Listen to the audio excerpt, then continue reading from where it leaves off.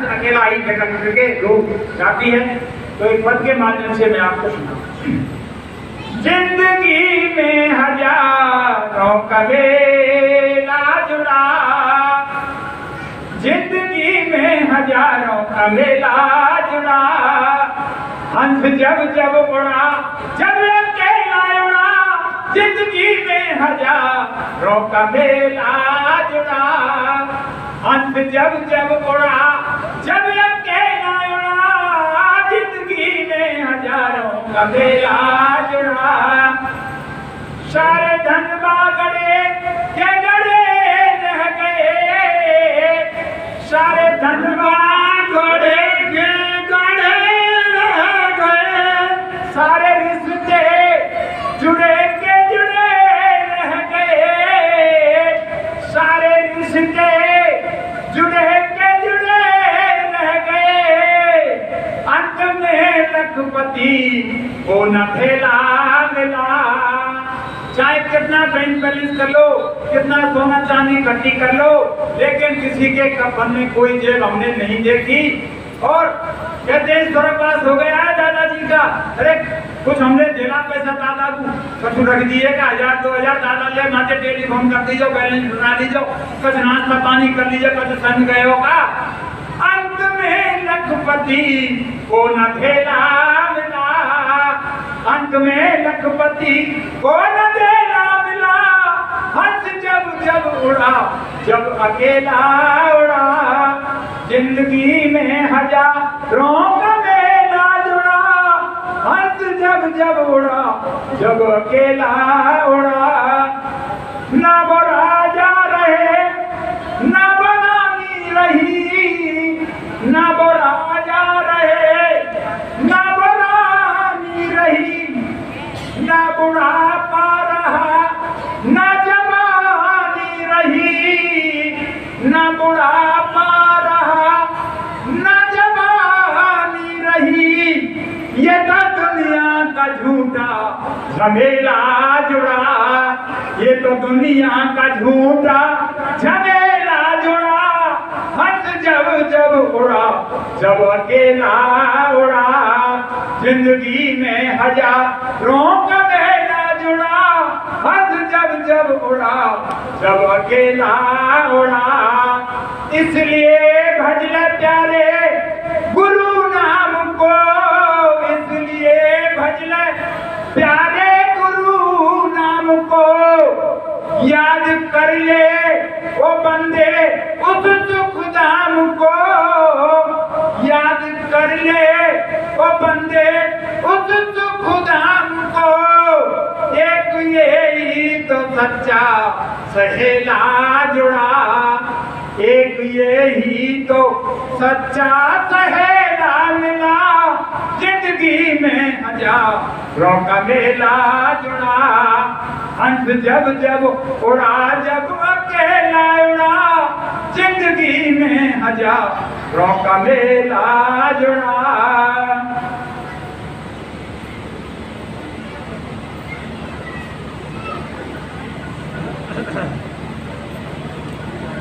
आ जावे तो कोई पीछे आ जाए जो आगे।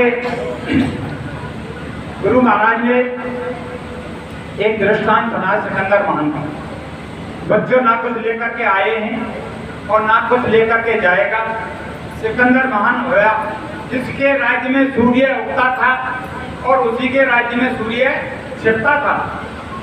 ऐसा महान सम्राट हुआ इतिहास में, हमने भी पढ़ा है इतिहास में। तो उसने सारा पैसा इकट्ठा कर लिया। उस समय चांदी का रुपया चलता था, एक एक रुपया इसने राज खजाने में जमा करवा लिया, किसी के पास रुपया नहीं रहा। उसने विचार किया कि अब पैसे की तलाश कहीं अगर हो तो खोज कैसे की जाए। तो उसने एक शाही ऐलान करवाया कि जो कोई 1 रुपया लाकर देगा उसके लिए शाही दरबार में नौकरी दी जाएगी।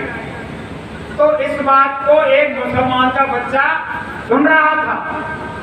उसका पिता शरीर पूरा कर चुका था, इस मृत्युलोक से जा चुका था। तो बच्चे को जो है बात याद आई कि अगर 1 रुपया मिल जाए तो मुझको नौकरी मिल जाएगी, मैं बेरोजगार हूँ। तो उसने शाम को अपनी माँ से कहा कि हे अब्बा जान, अगर 1 रुपया कहीं से मुझको लाकर दे दे तो मैं बेरोजगार हूँ और राजा का ऐलान है, मुझे शाही दरबार में नौकरी मिल जाएगी। तो उसकी माँ ने कहा बेटा 1-1 रुपया बटोर करके, और राजा ने शाही खजाने में जमा कर दिया। अब रुपया कहीं नहीं है। जब बच्चा रोज मेहनत करता और रोज को रोता, अपनी माँ के सामने दुख भरी आवाज में कहता कि हे अब्बा जान, मुझे 1 रुपया लाकर अगर दे दे तो मैं बेरोजगार हूँ और मुझको रोजगार मिल जाएगा और राजा के दरबार में मुझे नौकरी मिल जाएगी। तो माँ की ममता बहुत बड़ी होती है। वह अपने तन मन कपड़े कुछ भी गहने बेचकर अपने बच्चे माँ की जो है पूरी करती है, उसकी जिज्ञासा अभिलाषा होती है। तो उसने कहा कि बेटा अगर तू नहीं मानता है तो एक रास्ता है, अगर तू उसमें मेहनत कर ले तो तू तेरे लिए 1 रुपया मिल सकता है। कि मुझे बताओ, मैं मेहनत करूंगा माँ और मैं 1 रुपया हासिल करूंगा। तो उसकी माँ ने कहा कि बेटा जब तेरे बाप को दफनाया गया तो कब्र में 1 रुपया रखा था। आज भी मुसलमान भाई जब कोई बुजुर्ग को दफनाते हैं तो कब्र में 1 रुपया चांदी का रखते हैं। तो ये बात अपने बच्चे को और उसकी माँ ने जो है समझाई। तो बच्चे ने मेहनत की कई दिन बाद और उसने कब्र को खोदा और उसमें से 1 रुपया हासिल कर लिया। तो रुपया ला करके और अपनी माँ को दिखाया कि अब्बा जान, मैं पापा के कब्र से और मैं रुपया निकाल करके ले आया हूँ। तो उसकी माँ ने भी थपथपाई, इसको कल जाना और शाही दरबार में और राजा को जमा करना और तेरे लिए नौकरी मिल जाएगी। तो सुबह हुआ और राजा के दरबार लगा तो बच्चा 1 रुपया लेकर के शाही दरबार में सिकंदर के दरबार में पहुंचा। तो उसने जब रुपया दिखलाया तो राजा ने उसकी पीठ थपथपाई और ठीक है भाई, तेरे लिए शाही दरबार में नौकरी दी जाएगी, लेकिन तू ये बता इस रुपया को तू कहां से लाया। तो उस बच्चे ने पूरी कहानी और राजा सिकंदर को सुनाई। तो सिकंदर ने विचार किया और सारी कब्रों को खुदवा दिया, 1-1 रुपया सारी कब्रों से निकलवा लिया। और जब कुछ समय बीता तो अपने देश के लिए और शाही खजानों में से माल भरकर ऊंट घोड़ा खच्चरों पर अपने देश को ले जाने लगा। तो रास्ते में जब जा रहे थे तो दोपहर का समय था। कुछ घुड़सवार और नदी के किनारे अपने घोड़ों को पानी पिलाने के लिए गए।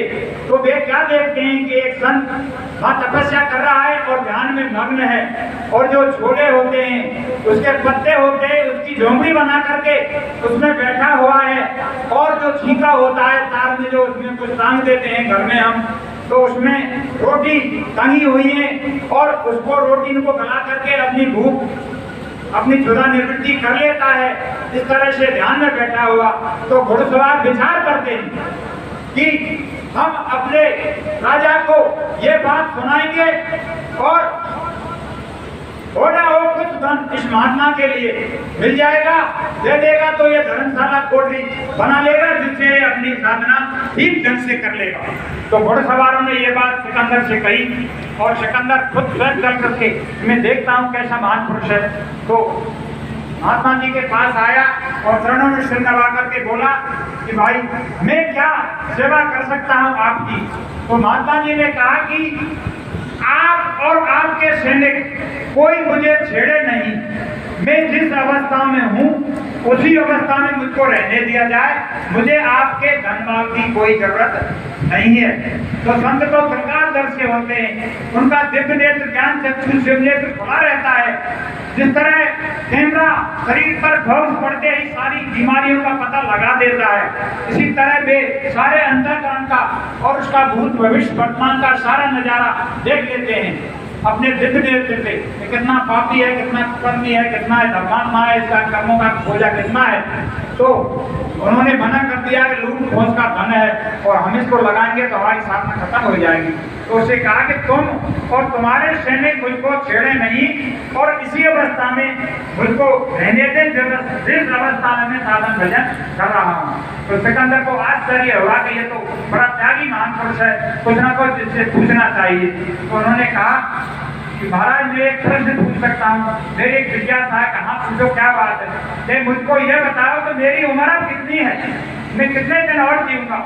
तो उन्होंने नजर डाल के कहा कि निश्चित समय तो मैं तेरे लिए नहीं बता सकता हूँ, लेकिन कुछ इशारे बता सकता हूँ कि वो समय जब आ जाएगा और जब इशारे तेरे लिए संकेत मिल जाए, जब तुम समझ लेना कि अब मेरी मौत आ चुकी है और मुझको कोई नहीं बता सकता। तो महात्मा ने कहा कि जब जमीन सोने की हो जाए और आसमान लोहे का हो जाए, जब तुम समझ लेना कि अब मेरी मौत आ चुकी है और मुझको अब कोई नहीं बचा सकेगा। इतनी बात को सुनकर और चरण में सिर नवा करके और सिकंदर मान चल दिया और अपना जो लश्कर था वो आगे बढ़ा दिया। कुछ समय बाद जब वो रेगिस्तान में पहुंचता है तो तेज गर्मी पड़ती है, जेठ का महीना, और जब राजा को सिकंदर को तेज बुखार आता है तो ऐलान कर दिया जाता है और सारा लश्कर रुकवा दिया जाता है कि राजा को बुखार आ गया है और यहाँ ही डेरा डाल दिए जाए। तो वहाँ कोई छाया का प्रबंध नहीं था, कोई पानी का प्रबंध नहीं था। तो उस समय बतलाते हैं कि घोड़े हाथियों पर सोने की झूलें होती थी, ऐसा बुजुर्ग कहते हैं राजा महाराजाओं के। तो सोने की झूलों का बिछौना किया जमीन पर नीचे, उसको सिकंदर को लिटाया गया और जो घास तलवार होती है तलवार लगा करके और ढालों की छाया की। तो सिकंदर को जब होश आया तो उन्होंने देखा कि सोने को लेकर हुआ है और ऊपर आसमान जो है लोहे का नजर आ रहा है। तो संतों के दर्शन के प्रताप से उसको ध्यान आ गया कि संत ने मुझे कहा था कि ऐसी अवस्था जब मेरी हो जाए, जब तुम समझ लेना कि मेरी मौत आ चुकी है, अब मुझको कोई नहीं बचा पाएगा। तो उनके दरबार में एक लुकमान वैद्य रहता था, उसको बुलाया गया। लुकमान वैद्य बहुत माना हुआ वैद्य था, अनुभवी था, और वो कुछ समय के लिए घंटा 2 घंटा उसके बाद ऐसी औरत थी तो वो सांसों को बड़ा कंपनी करके बढ़ा के कुछ अवस्था करके बात करा देता था 10-5 मिनट। तो उसकी ऐसी प्रशंसा लोग बताते हैं। लुकमान वैद्य को बुलाया गया, सारी दवाएं दी गई, लेकिन कोई मत हासिल नहीं हुई। तो समय जब वहां से खत्म होने वाली थी तो सिकंदर महान ने कहा कि जब मेरा जनाजा निकाला जाए, मुसलमान जनाजा कहते हैं, हम अर्थी कहते हैं, तो जब मेरा जनाजा निकाला जाए तो मेरे दोनों हाथ अर्थी से बाहर निकाल देना, जिससे नबीवत जो पीढ़ी आएगी, आगे जो समाज आएगा, वो ये समझेगा कि सिकंदर जैसा महान खाली हाथ आया और खाली हाथ गया, इस संसार से कुछ नहीं ले गया। ये सबक आगे जनता सीखेगी, मेरे दोनों हाथ अर्थी से बाहर निकाल देना। ऐसा ही हुआ और सिकंदर के दोनों हाथ अर्थी से बाहर निकाले गए, उसका जनाजा निकाला गया। तो वहां एक पद लिखा है, जब तेरी डोली निकाली जाएगी, बिन मुहूर्त के उठा ली जाएगी। जब तेरी डोली निकाली जाएगी, बिन मुहूर्त के उठा ली जाएगी। जर सिकंदर का जमीन पर रह गया, मरते दम लुकमान भी यूं कह गया, ये दवा हरगिज न खाली जाएगी। जब तेरी डोली निकाली जाएगी, उन हकीमों से कहो यूं बोल कर, करते थे दवा पिता में खोल कर, ये हरगिज न टाली जाएगी। जब तेरी डोली निकाली जाएगी, जब तेरी डोली निकाली जाएगी, बिन मुहूर्त के उठाली जाएगी। क्यों गुलों पर हो रही बुलबुल साथ, आगे वो पाछे वो माली खड़ा है होशियार। मार कर गोली गिरा ली जाएगी, जब तेरी डोली निकाली जाएगी, जब तेरी डोली निकाली जाएगी, बिन मुहूर्त के उठाली जाएगी। ए मुसाफिर क्यों बसरता है यहाँ,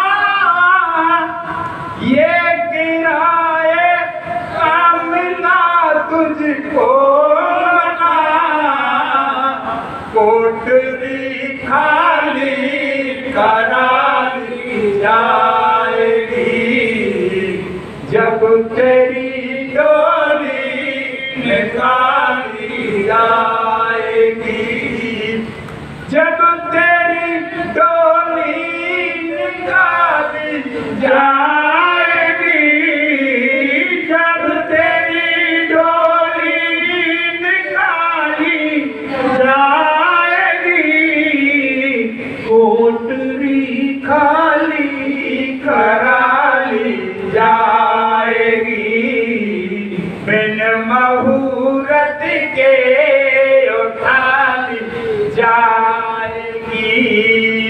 हो गजब परलोक में तेरा हिसाब, हो गजब परलोक में तेरा हिसाब, कैसे मुकरो के बता दो ए जनाब, जब वही तेरी निकाली जाएगी, जब वही तेरी निकाली जाएगी, जब तेरी डोली निकाली जाएगी, बिन मुहूर्त के उठाली जाएगी, बिन मुहूर्त के उठाली जाएगी। गुरु महाराज ने कहा कि मौत को और मालिक को हमेशा ध्यान में रखो, 1 मिनट मत बोलो, 24 घंटे साथ लगे। तो चलने की तैयारी कर लो, बिस्तर बांध बगल में धर लो। तो एक और चेतावनी में आपको सुनाऊं, चेतावनी। अरे बादिन की शुद्ध करी ले प्राणी,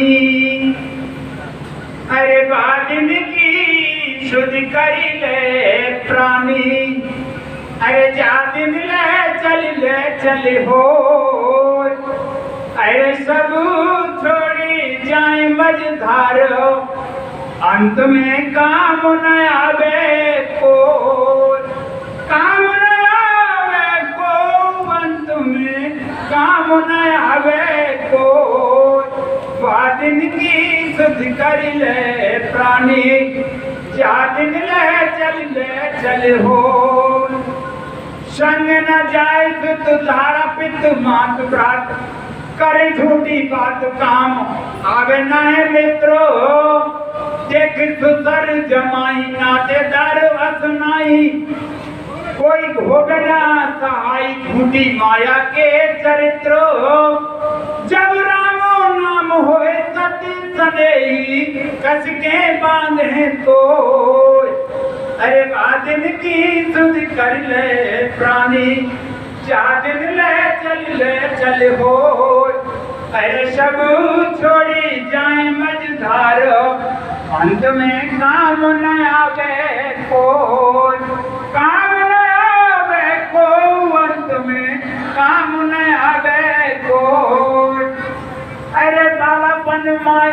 आई तेन खेल में गमाई जब आई करनाई कियो प्रिया संग ने जब वृंदावन आयो तू माया कुंड भायो नहीं मान समझायो तेने सजनी थे तू मुट्ठी लायो रतन यहाँ वो रहो धूल में खोए बादिन की सुध कर ले प्राणी जा दिन ले चल हो अरे सब छोड़ी जाए मझधार अंत में काम न आवे कोई काम न आवे कोई अंत में काम न आवे कोई अब मान में डूब रहा बाजे ढोलक को नगाड़े हाथी घोड़ा मुद्र न्यारे द्वार ठाड़े रखवारे चाहे सबको विशाल बाजे ढोलक को नगाड़े हाथी घोड़ा मुद्र न्यारे द्वार ठाड़े रखवारे चाहे सबको विशाल तेरे महल खड़े मुस्काए द्वार से तिरिया ढाई रोज बादिन की सुध कर ले प्राणी जा दिन ले चल हो अरे सब छोड़ी जाए मझधार अंत में काम न आवे को काम न आवे को अंत में काम न आवे को अतरी फुलेल लगाया अंग तेल चल टेढ़ी चाल मुझ नीचे कौन आए ख्याल हाथे मुझ पे फेरावे कोनो अखुदे ही कावे अंत समय कौन आए ख्याल जब हाथ पांव फैलाए जाएगो आंखें नीच के सोच बादिन की सुध कर ले प्राणी जादिन ले चल हो अरे सब छोड़ी जाए मझधार अंत में काम न आवे को काम न आवे को अंत में काम न आवे को वादना को इंतजार कर लो और भजन ही जो मालिक ने समझाया है यही काम आएगा तो अंत समय फिर यही वक्त में सब आफत मुसीबत सबसे यही बचाएगा। तो एक दृष्टांत थोड़ा सा ये जो सांसों की पूंजी निश्चित मिली और इनको कोई घटा नहीं और कोई बढ़ा नहीं सकता है। तो एक गांव में एक सेठ रहे गांव में संबंध रहे पहले, अब तो बाजार में बेच के चले गए। तो वो बहुत पैसे वाला और रात दिन धना बुनी में रहे पैसा कमा रहे। तो एक दिन सुबह ही उसके घर के आगे होकर के और संत महापुरुष जा रहे हैं। तो सेठ जी ने रोक लिए और बड़ी भारी सेवा करी। और तो महात्मा जी ने कही कि भैया सेठ मैं तेरी सेवा से खुश हूँ, बोल तू कहा चाहे, क्योंकि वे दृष्टि डालकर उसकी अंदर भावनाएं पहचान के कि धनवाल को भूखो है तो आके भूख नहीं चाहिए भाई, जाके रोटी पानी खाओ तो फिर तो ऐसा हम कहे ही कि महाराज मैं ही चाहूँ कि सब सोनो चांदी धनवाल सब मेरे आ जाए और मेरी यहाँ की हकें मैं ही पंचायत करूँ, सब दुनिया बोलते लेन देन करे और मेरी चले हुकूमत। तो महात्मा कही चलो भाई तेने मांगे कोई विशेष चीज तो नहीं मांगी, धनमाल मांगो जो तेरे पास बहुत है, पर चल तेरी इच्छा पूरी को हम तो कोई एक ऐसा चीज दे रहे हैं पारस मणि 3 दिना के लिए दे रहे हैं कि तू जितना चाहे उतने सोनो बना लीजिए, पर दे 3 दिना को रहे एक बारा 1 दिना निकलने सोनो बना दूंगा, 3 दिना तो बहुत हुए कि ना भैया तू बहुत गंदी है और आज ना धंधे में लगे रहे, 3 दिना तो बहुत है, 3 दिना में तो बने दीजिए बना लीजिए। तो माते महात्मा जी अंदर जाने गए और सेठ ने पारस मणि आड़वाड़ी कर गई, तारों लगाए और दिन में अपने काम में लग लो विचार कर रहे हैं कि सोनो कैसे बनाया जाए। तो शाम को तो भाई सुबह लोहा मंडी जाए और अपने ट्रैक्टर ट्रॉली ले जाए, मेटाडोर वाहन, और माथे रतला में लो और कोठिन में और हॉलन में धर देंगे, 12 मिनट के सोना बना लेंगे, तो मौज है जन। तो सुबह सेठ जी जगते हैं, सेठानी जी से कह रहे हैं सेठानी जल्दी बैठो और लोग नाश्ता पानी बना, मैं मंडी जाऊंगा। सेठानी जी ने नाश्ता पानी बना दिया। तो सेठ मंडी में पहुंचते हैं। लोग आप पूछ रहे हैं सेठ जी कि भैया लो तो का भाव है, कि भैया कितने खरीदेंगे, हमें तो कई कुंटल और ट्रैक्टर ट्रॉली घनी सामान खरीदना है, कितने की का जरूरत है, मकान बनवाएंगे, कागज लेनी है, शटर लेनी हो। तो साहब आज 5-6 गुना किया जाएगा, लो ज्यादा महंगा है वो, कल रही है आज ज्यादा है, तो तुम ज्यादा खरीदे तो कल ले लीजिए। आते जहाज में आ, रेलगाड़ी में आई, तमाम लगान ना हुए, तो तुम इतना तो वो खरीद रहे हैं, महंगा क्यों खरीद रहे, कल ले लीजिए, कल कल्याण माल आ जाएगा। तो सेठ के लोग आए कि भाई तुम बात तो सही कह रहे हैं, कल खरीद लेंगे। सेठ जी वापस आ गए।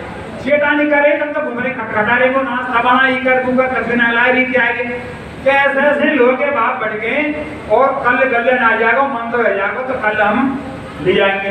तो एक जना तो 12 मणि दही कूदना गयो और दूसरा जना जो बाप के वाम चले गो। अब सेठ जी के जरिए एक जना रहेगा, सब घूंगारे खटखटा रहे सेठानी। दूसरे जना ये सेठानी जल्दी बैठी हो और नाश्ता पानी बना ले, जंगल झाड़ी रहा और जल्दी जाएंगे मंडी। सेठानी ने अपना काम कर दिया, बेचारी नाश्ता पानी बना दिया। तो सेठ जी मंडी में पहुंच रहे हैं साहब, तो पूरी मंडी सेठ जी बंद पाई, निगम शटर लग रही है। सेठ जी कह रहे हैं भैया दुकान के बाहर लगने का आज मंडी बंद क्यों है, हमने तो बहुत सामान खरीदना। साहब एक सेठ मर गई, एक सेठानी मर गई है और यूनियन ने आज हम दुकान नहीं खोलेंगे, नहीं हमें जो है दंड आ जाएगा, यूनियन तो बाहर आ जाएंगे, हम आज नहीं खोलेंगे। तो साहब वो तो बहुत जरूरत है कि तो अपनी 60 गांठ समझते रहे, कोई चीज ना कर ले तो कुछ काम चलाने। तो सेठ ने अपने जुगाड़ी से कई संपर्क किए, मैंने सवाल गई तब घर के जगह लिया कि जब वो माल लीजिए, माल की कमी ना है, कल सुबह आ जाइए, पर आज हम दुकान नहीं खोलेंगे, साहब बताइए यूनियन में। तो ठीक है भैया कल आ जाएंगे हम।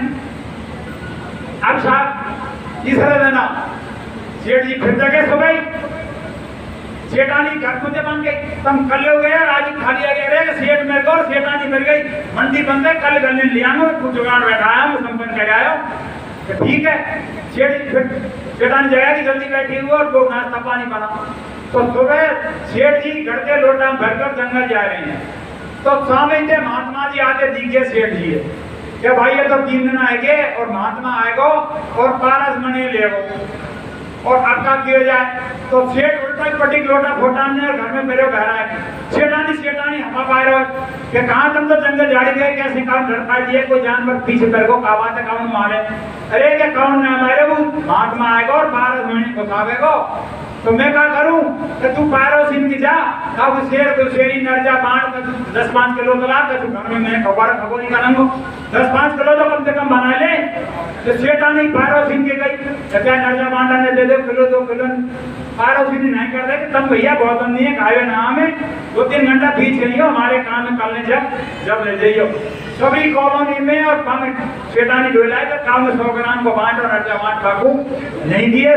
सेठ को या कोटे घुसा को वो बांध घुसा इतने में महात्मा घर आएंगे और वहां को हाथ पकड़ लिया, भैया 3 दिन आएंगे और हमने तो 12 मणि रही है भाई, जैसे वापिस बनो ना बनो याद हमें कोई मतलब ना है। तो कहने को मतलब ये जो जीवन है श्वास निश्चित मिली है और यज्ञ फरिश्ते आ जाएंगे, समय पूरा रह जाएगा और जीवन जो है बेकार चले जाएगा।